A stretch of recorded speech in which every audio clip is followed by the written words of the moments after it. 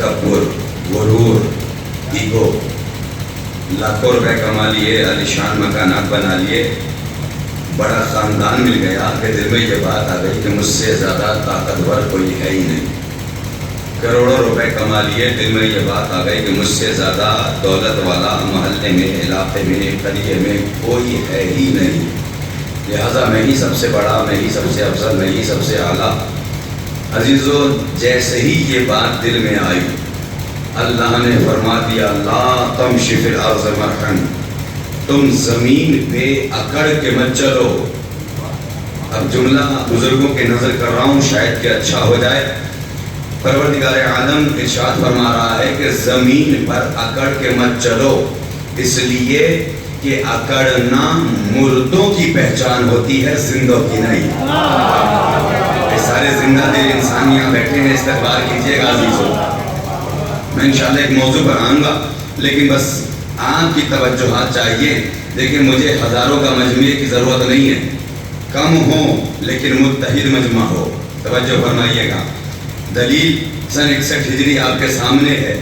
ایک طرف لاکھوں کے دشمن تھے، ایک طرف صرف 72 تھے، لیکن پھر بھی تاریخ کربلا نے بتایا کہ یزید کل بھی مرد آباد تھا، آج بھی مرد آباد ہے اور کل بھی مرد آباد رہے گا۔ حسین کل بھی زندہ باد تھے، آج بھی زندہ باد ہیں اور کل بھی زندہ باد رہیں گے۔ کیوں؟ اس لیے کہ ان لاکھوں کے درمیان اختلاف تھا، ان 72 کے درمیان اتحاد تھا۔ لہذا کم ہو لیکن متحد مجمع ہو۔ ذرا مل جل کے صلوات پڑھ دیجئے محمد والے محمد۔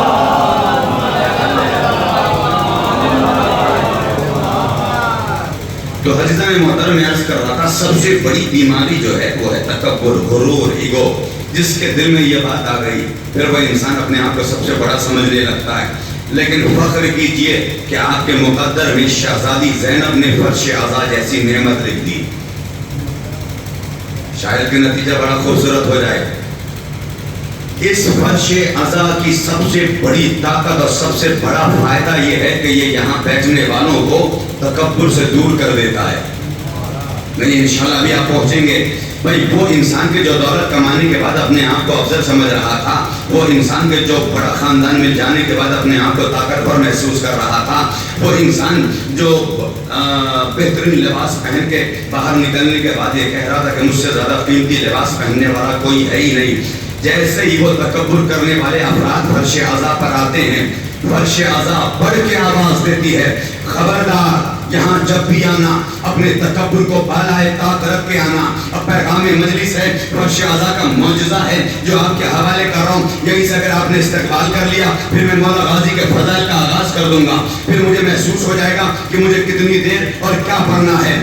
جیسے ہی وہ تکبر کرنے والا انسان فرش عزا پہ بڑھ کے آیا، فرش عزا بڑھ کے آواز دیتا ہے، خبردار، یہاں جب بھی آنا اپنے تکبر کو بالائے طاق رکھ کے آنا، اس لیے کہ یہاں کا معجزہ ہے۔ یہاں پر غریب تبرک بانٹتے ہیں، امیر ہاتھ پھیلا کے مانگتے ہیں۔